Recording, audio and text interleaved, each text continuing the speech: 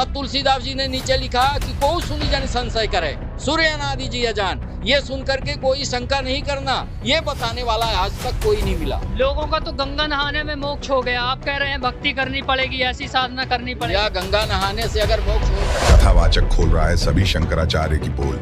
दर्शकों, कथावाचक रमाकांत मिश्रा जी जब संत रामपाल जी के सतलोक आश्रम पहुंचे तो उन्होंने ऐसी बातें बताई जिसे सुनने के बाद तो आपके भी होश उड़ जाएंगे। जी हाँ, ये व्यक्ति बचपन से ही भक्ति मार्ग में अधिक रुचि रखा करता था।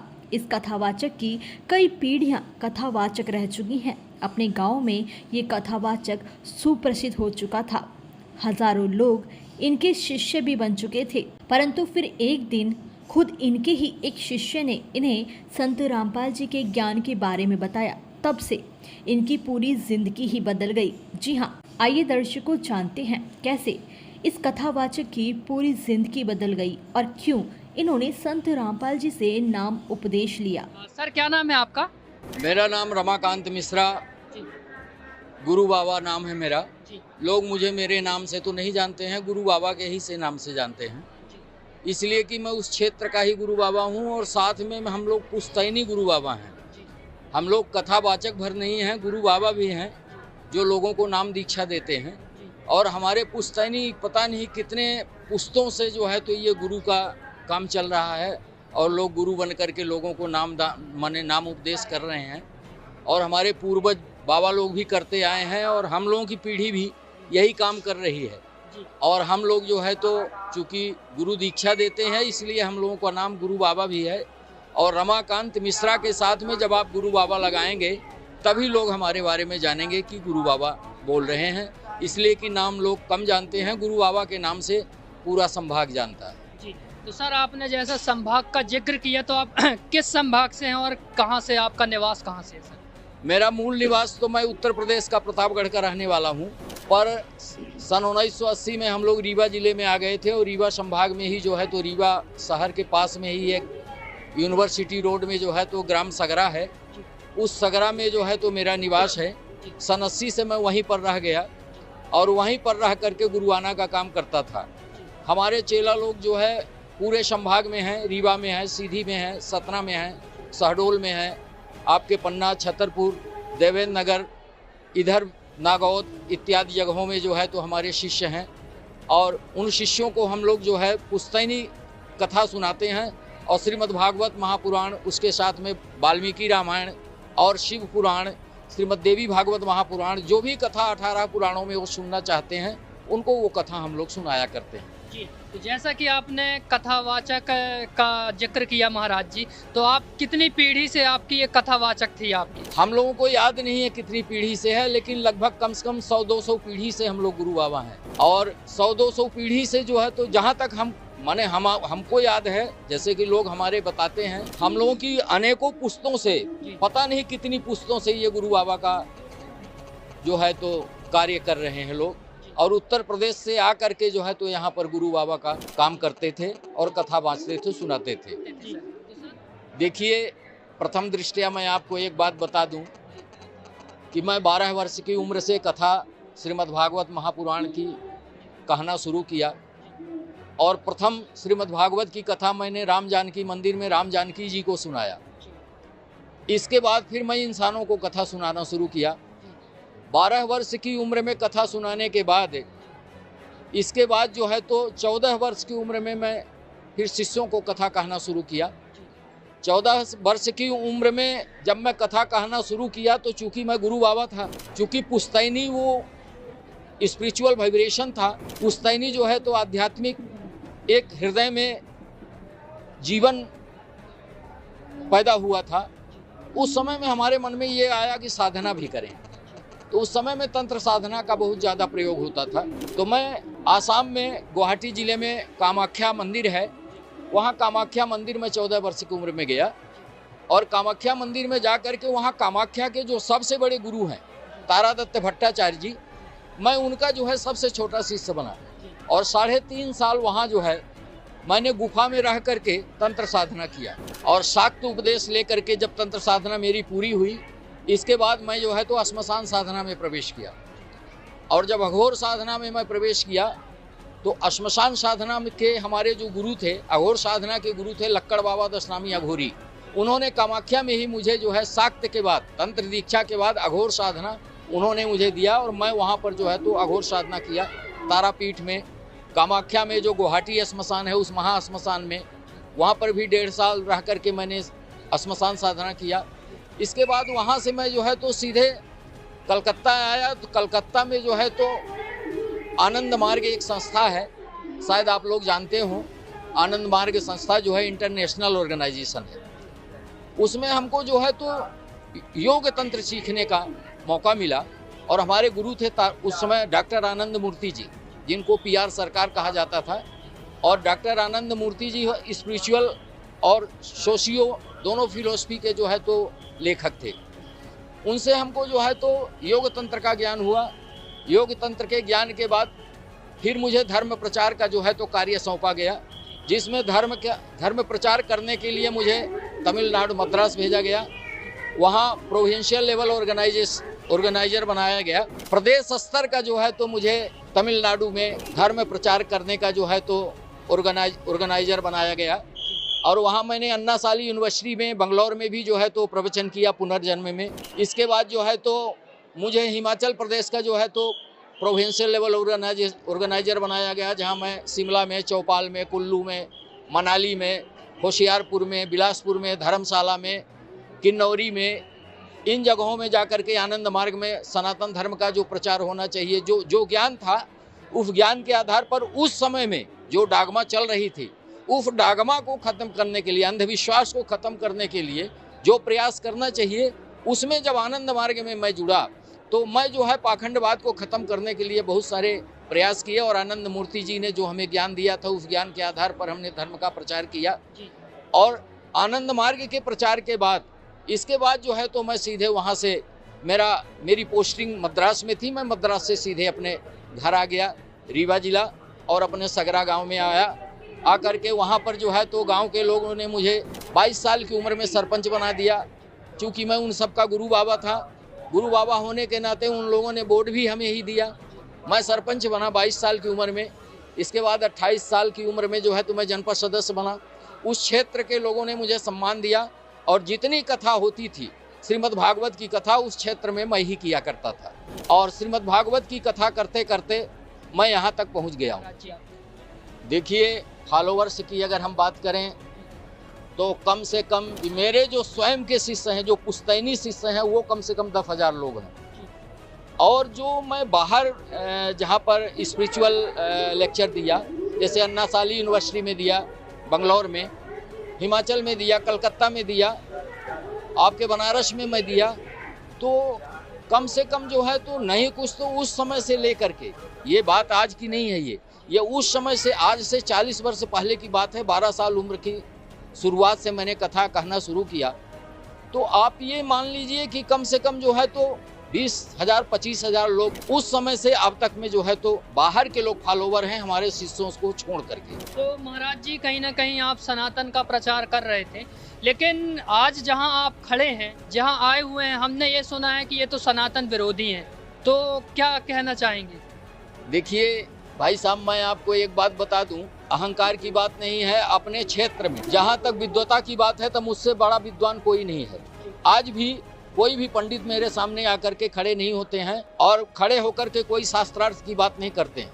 परंतु आपको मैं एक बात बताऊं कि मुझे जो स्पिरिचुअल फिलोसफी पढ़ाई गई, जो आध्यात्मिक दर्शन शास्त्र पढ़ाया गया, तो मुझे जो जब पता चला कि काल ब्रह्म भी कोई चीज़ है, गुरुजी के सत्संगों को सुन करके, तत्वदर्शी संत शिरोमणि गोविंद गुरु श्री रामपाल जी महाराज जी के सत्संगों को जब मैंने सुना, उन सत्संगों को सुनने के बाद जब मुझे काल ब्रह्म के बारे में पता चला, तो मुझे ये पता चला कि अभी तक जो हमें स्पिरिचुअल फिलोसफी पढ़ाई गई, वो स्पिरिचुअल फिलोसफी जो है भगवान सदाशिव ने जो है 16 सूत्र में बनाया, जो आनंद सूत्र जिसको कहते हैं। और 16 सूत्र में जो है तो सोशियो फिलोसफी बनाई गई, जिसको भगवान शिव ने ही बनाया। सोशियो और स्पिरिचुअल यानी सामाजिक और आध्यात्मिक दर्शन, दोनों दर्शन शास्त्र जो है भगवान शिव ने 16 सूत्र से बनाया। दोनों का प्रथम सूत्र जो है, समाज शास्त्र का जो प्रथम सूत्र है, वो ये है कि समाज देशेन बिना धन संचय कर्तव्य है। समाज और देश के बिना आदेश के धन का संचय नहीं करना चाहिए, क्योंकि भौतिक संपदा थोड़ी है और आध्यात्मिक संपदा बड़ी है। आध्यात्मिक संपदा को ज़्यादा इकट्ठा करना चाहिए और भौतिक संपदा चूंकि कम है, थोड़ी है, इसलिए भौतिक संपदा उतना ही इकट्ठा करना चाहिए जिससे सारे समाज का गुजारा हो सके। ऐसा भगवान शिव ने उस समय जो है तो समाज शास्त्र का प्रथम सूत्र लिखा था। और अध्यात्म दर्शन में जो उन्होंने लिखा था कि ब्रह्म क्या है, तो उसमें उन्होंने बताया था कि शिव शक्त्यात्मकम ब्रह्म, शिव और शक्ति का मिलित नाम ब्रह्म है। शिव और शक्ति का मतलब हुआ पुरुष और प्रकृति का मिलित नाम ब्रह्म है। The combination of Shiva and Shakti और पुरुष एंड प्रकृति इज कॉल्ड ब्रह्म। ऐसा वहां पर बताया गया अध्यात्म दर्शन शास्त्र में कि शिव शक्त्यात्मकम ब्रह्म, शिव और शक्ति का मिलित नाम ब्रह्म है। ये ब्रह्म की परिभाषा दी गई।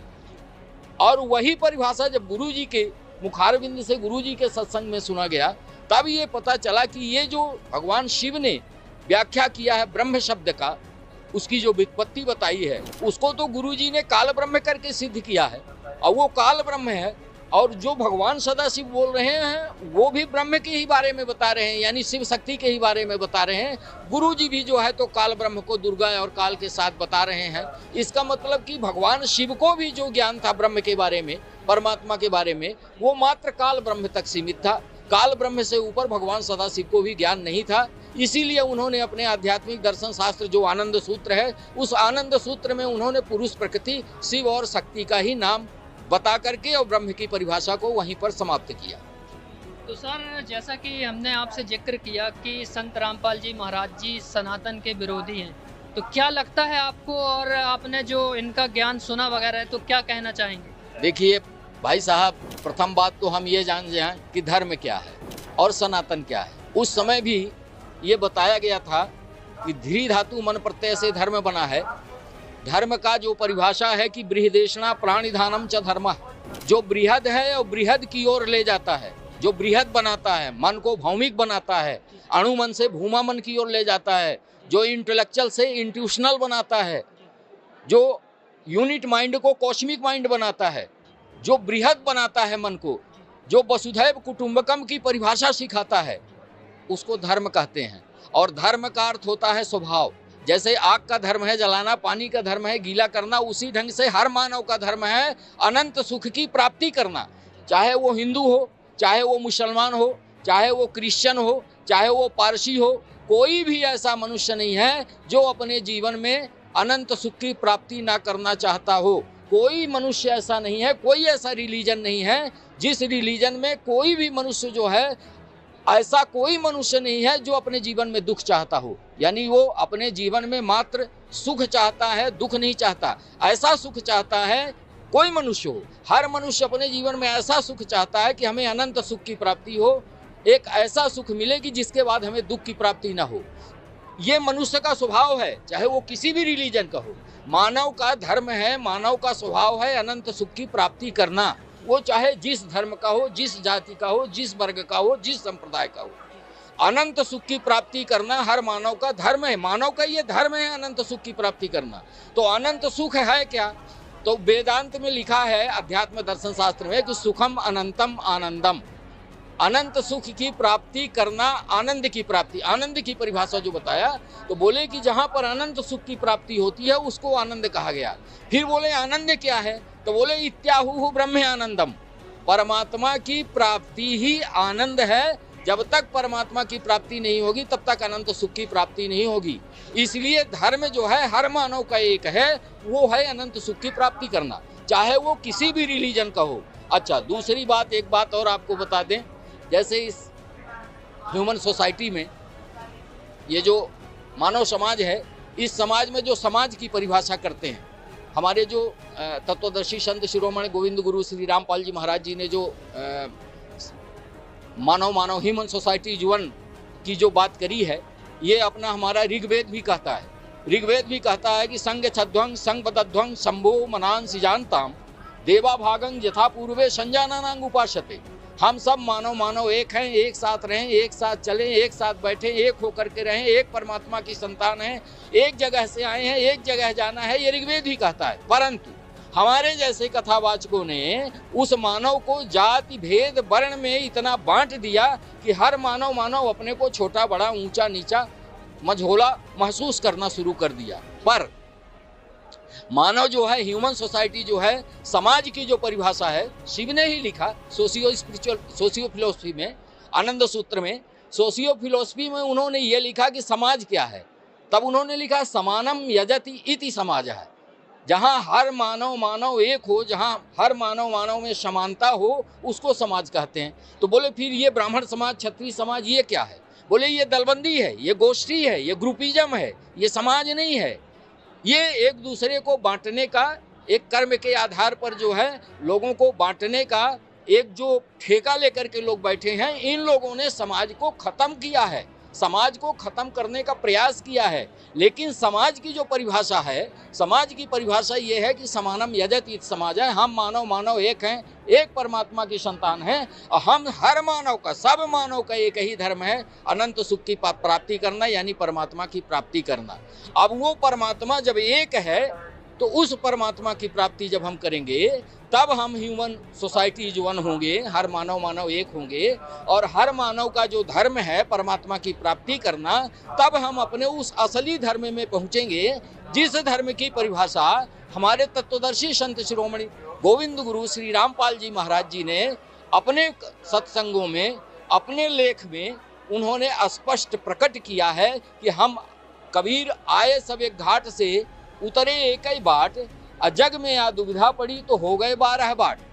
जब एक जगह से आए हैं, एक मार्ग से आए हैं, मार्ग में भी कोई भेद नहीं है, इसका मतलब हम सब एक परमपिता की संतान हैं। अगर परमात्मा एक है तो वो परमात्मा सबके लिए एक है, और वो परमात्मा एक कौन है ये बताने वाला आज तक कोई नहीं मिला। हमने भी बहुत गुरु देखे, बड़े बड़े गुरु देखे, ऐसे गुरु देखे कि जिनका ऑर्गेनाइजेशन इंटरनेशनल में चल रहा है।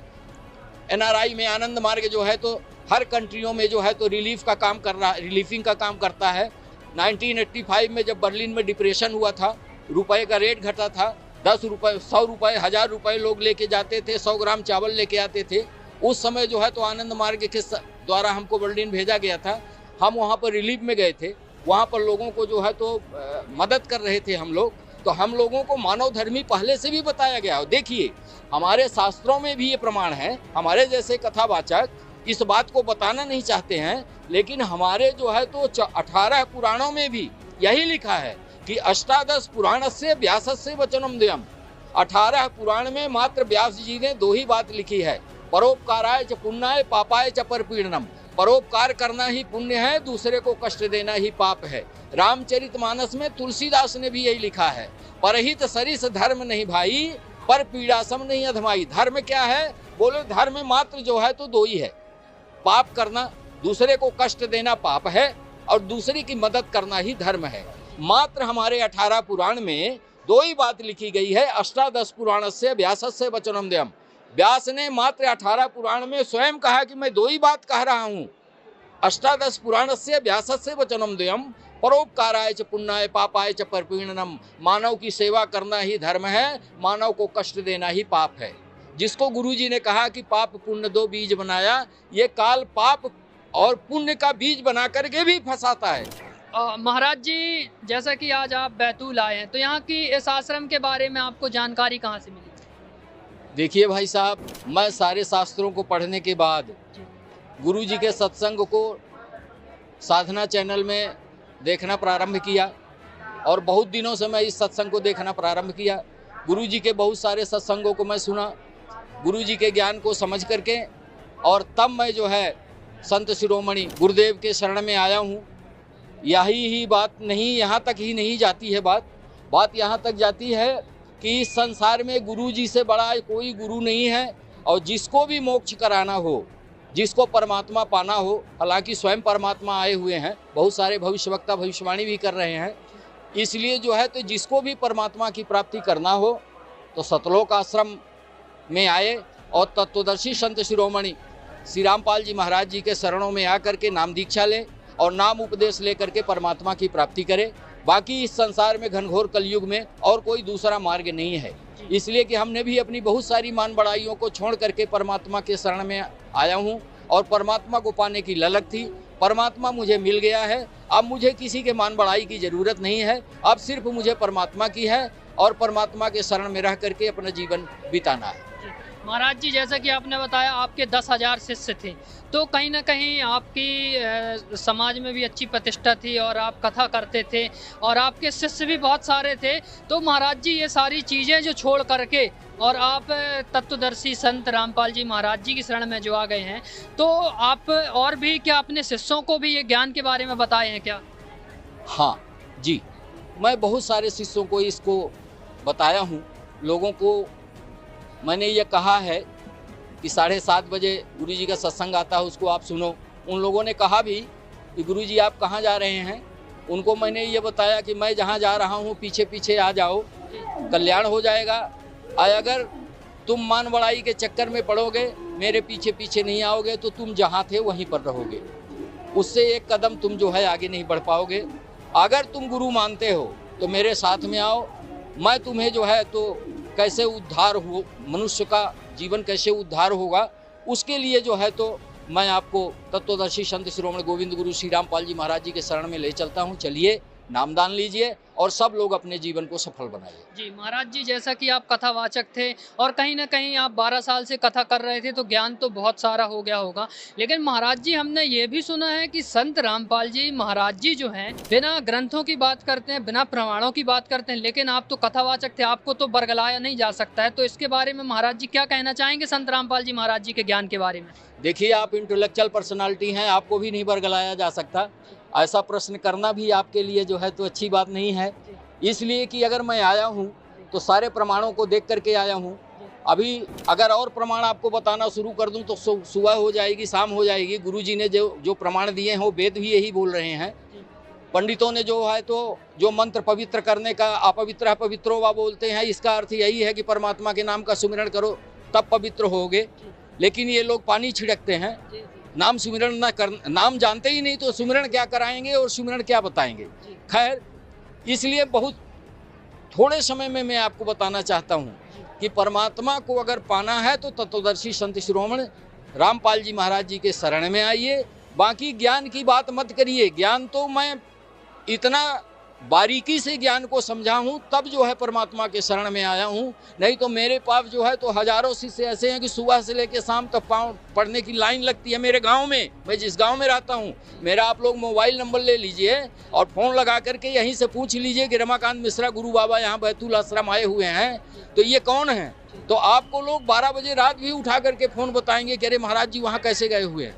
इसलिए जो है तो मैं सबसे ये प्रार्थना करता हूँ कि आप लोग जो है परमात्मा संत रामपाल जी महाराज जी की शरण में आइए। परमात्मा कह रहा हूँ इसलिए कि ब्रह्मा ही में गुरु रे बना पड़ा है। परमात्मा ही गुरु है, गुरु ही परमात्मा है। परमात्मा के अलावा कोई गुरु नहीं हो सकता, ये वेदांत भी बोलता है। इसलिए मैं परमात्मा बोल रहा हूँ कि परमात्मा ही गुरु है, गुरु ही परमात्मा है। तत्वदर्शी संत शिरोमणि श्री रामपाल जी महाराज जी के शरण में आए, परमात्मा की शरण गए और अपने जीवन का उद्धार करें। मुझे तो भाई भगवान मिल गया है, तो मैं तो भाई भगवान को पकड़ लिया हूँ, भगवान के शरण में आ गया हूँ, मेरा तो उद्धार हो गया। जी महाराज जी, हमने बहुत सारे संतों के द्वारा जो कहना चाहिए कि फेसबुक और यूट्यूब वगैरह में डालते हैं कि संत रामपाल जी महाराज जी को संस्कृत नहीं आती, वो अनुवाद क्या खाक करेंगे। तो महाराज जी, आप तो कथावाचक थे, क्या कहना चाहेंगे ऐसे गुरुओं को? मैं शंकराचार्य को खुद ये कहना चाहता हूँ, चाहे अग्नि अखाड़े का शंकराचार्य हो, चाहे जूना अखाड़े के शंकराचार्य हों, चाहे आवाहन अखाड़े के शंकराचार्य हों, सभी शंकराचार्यों को मैं ये कहना चाहता हूँ कि वेद के मंत्रों का पूर्ण रूप से अध्ययन करें और अध्ययन करने के बाद ये देखें कि वेद के मंत्र क्या कह रहे हैं। आप कुशा की पैंती पहना रहे हो, वेद कह रहा है कि परमात्मा के नाम का सुमिरन करके उसको श्वास के द्वारा धारण करो, तब पवित्रीकरण होगा, पवित्री धारण होगा। और आप कुशा की पैंती पहना रहे हो, आप जो है तो जल छिड़क रहे हो पवित्र करने के लिए। वेद का मंत्र कह रहा है कि परमात्मा के नाम का सुमिरन करो तब पवित्र होगो, एक्सटर्नल और इंटरनल, बाह्य और आभ्यंतर। और आप हमें दिखा रहे हो कि लीजिए चावल खाइए और थाली में गोबर रख के खिला रहे हो। तो जब हमको पता चल गया है कि ये गोबर खिला रहे हैं तो हम गोबर क्यों खाएंगे? हम तो चावल खाने के लिए तत्वदर्शी संत शिरोमणि के शरण में आएंगे, संत रामपाल जी महाराज जी की शरण में आकर अपना मानव जीवन सफल करेंगे। जी महाराज जी, जैसा कि आप कथावाचक थे और ग्रंथों का भी बहुत अध्ययन किया है, तो महाराज जी जैसे कि प्राण प्रतिष्ठा हो गई, भूत पितृ पूजा हो गई, श्राद्ध पूजा हो गई, और कहना चाहिए ये तो चली आ रही हैं परंपराएं, तो इसके बारे में महाराज जी क्या कहना चाह रहे हैं जो आज के पढ़े लिखे और शिक्षक युवक और जो वर्ग है उनके लिए? देखिए, ये तो बहुत छोटी सी बात है। कम पढ़ा लिखा व्यक्ति भी ये बता सकता है कि as you think so you become. Science की थ्योरी है, विज्ञान की ये थ्योरी है कि आप जैसा चिंतन करेंगे वैसा ही हो जाएंगे। As you think so you become, उसी को शास्त्र कहता है कि जहाँ आशा तहाँ बासा हुई। मृत्यु काल के समय में, मरते समय, अंतिम श्वास में आपकी जहाँ पर आशा जाएगी वही आप बनेंगे। श्रीमद् भागवत महापुराण में एक कथा है जड़ भरत की। जड़ भरत मृग पाले थे, मरते समय उनको मृग याद आ गई तो दूसरे जन्म में वो मृग हो गए। इसलिए जो है as you think so become, आप जैसा चिंतन करेंगे वैसा ही होंगे। ये साइंटिफिक रीजन है, विज्ञान की भी थ्योरी यही है। इसलिए जो है भूत की पूजा करना, प्रेत की पूजा करना, 84 लाख योनि में आप प्रेत की पूजा करोगे, भूत की पूजा करोगे, देवी देवताओं की पूजा करोगे तो आप उसी योनि में जाओगे। इसलिए कि आपका जैसा चिंतन होगा उसी चिंतन के आधार पे अंतिम श्वास जैसे निकलेगी वही उसी योनि में आपको जाना है।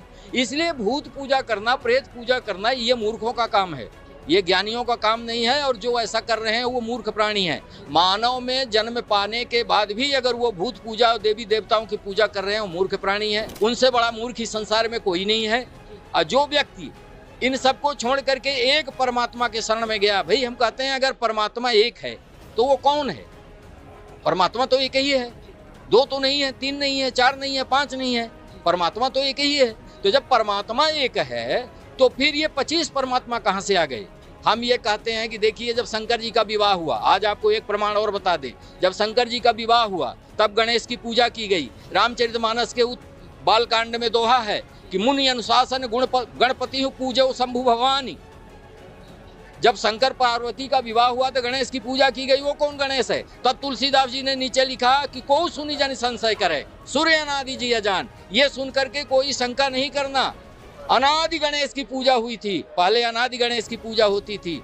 अब आज जाकी माता पार्वती पिता महादेवा की पूजा होती है। पहले शंकर जी का जब विवाह हुआ तब भी अनादि गणेश की पूजा हुई।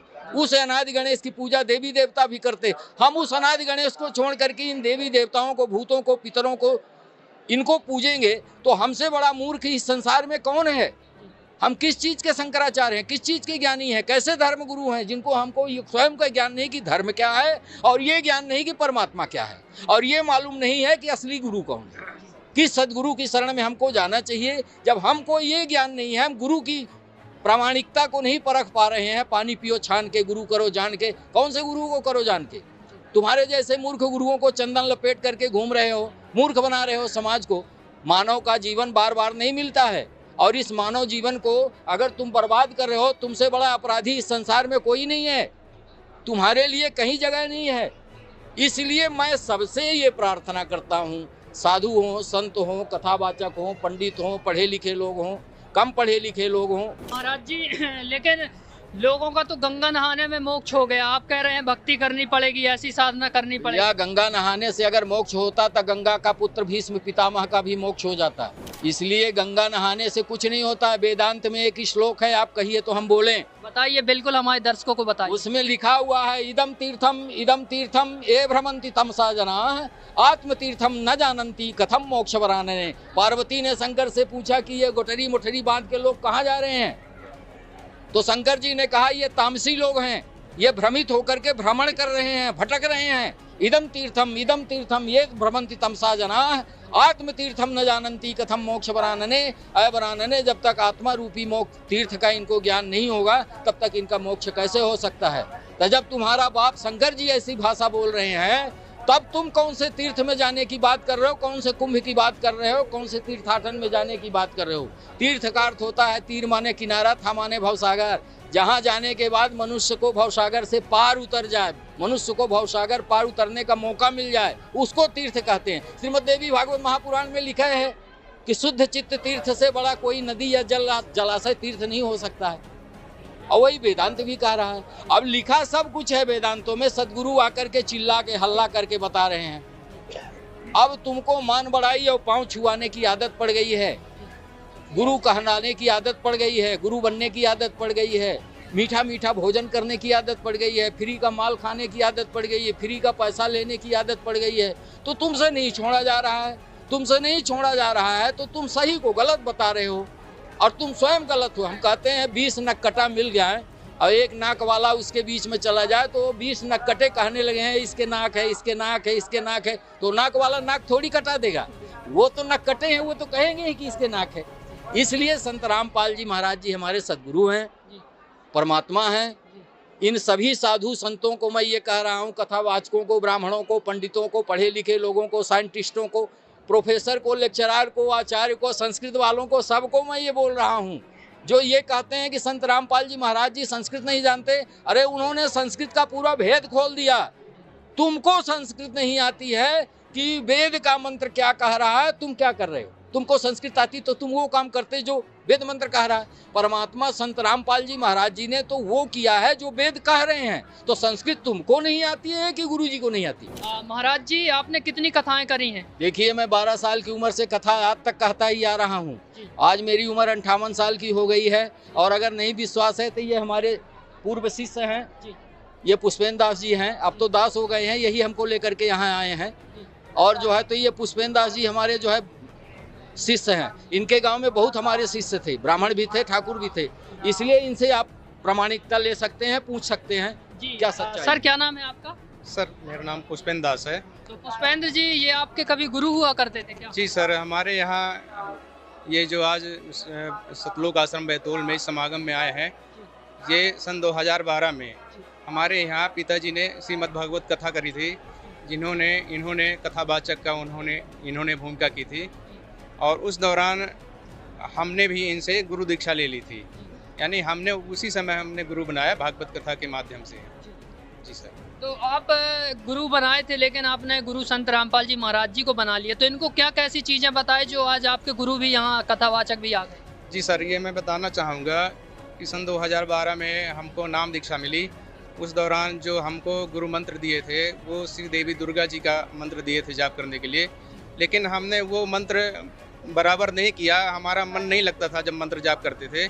इस दौरान हम परमात्मा की दया हुई और दिसंबर 2012 यानी मई। महाराज जी को आपने कैसे क्या बताया, इनको पुस्तक वगैरह कैसे इनको ज्ञान बताया? जी सर, जब परमात्मा जी का ज्ञान हुआ तो दास सन 2014 में बरवाला में जाके सदगुरुदेव जी से नाम दीक्षा लिया।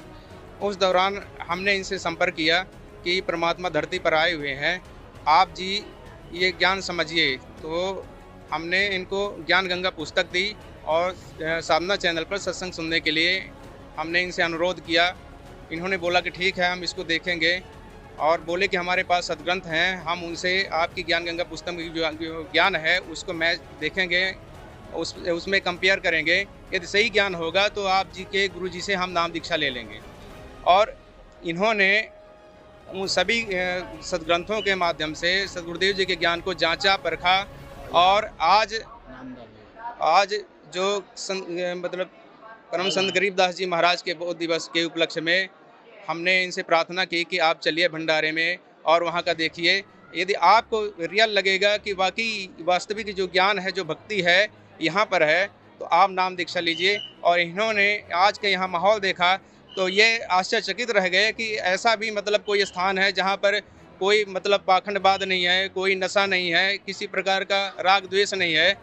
और ये पूरी तरह संतुष्ट होके परम संत सदगुरुदेव संत रामपाल जी महाराज जी से नाम दीक्षा लेके आज अपना आत्म कल्याण का मार्ग चुन लिया। जी महाराज जी, आपके शिष्य ने बताया कि आप भी संत रामपाल जी महाराज जी से नाम दीक्षा ले लिए। ज्ञान गंगा की जो इनने बात करी है, ज्ञान गंगा कहीं ना कहीं विरोध वाली पुस्तक है, कहीं ना कहीं उसका विरोध होता रहता है, क्या कारण है महाराज जी उसका विरोध का? देखिए, ऐसा है कि ज्ञान गंगा पुस्तक उनको अच्छी नहीं लगती जिनको ज्ञान नहीं है, इसलिए कि ज्ञान गंगा का नाम ही ज्ञान गंगा है। ज्ञान की वो गंगा है, उस ज्ञान की गंगा में जब तक आदमी नहीं जाएगा तब तक उसको कैसे समझेगा। इसलिए ज्ञान गंगा ऐसी पुस्तक है कि पाखंडियों के लिए वो दुश्मन है, उनके पेट में लात मार रही है, इसलिए उनको ज्ञान गंगा समझ में नहीं आ रही है। और जिस दिन उनको समझ में ये आ जाएगी तो सारे लोग परमात्मा की शरण में आ जाएंगे।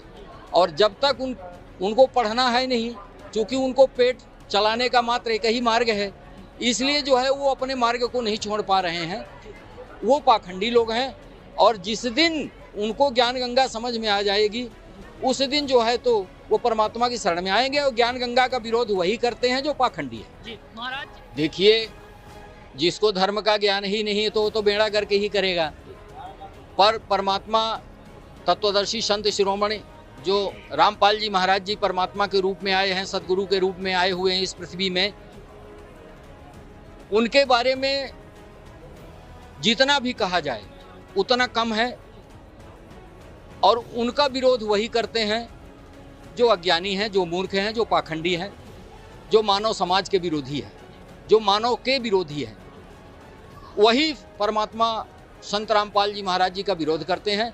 बाकी ज्ञानी पुरुष परमात्मा संत रामपाल जी महाराज जी का कोई विरोध नहीं करता। अगर वो ज्ञानी है तो वो विरोध नहीं करेगा, विरोध वही करेगा जिसको ज्ञान नहीं।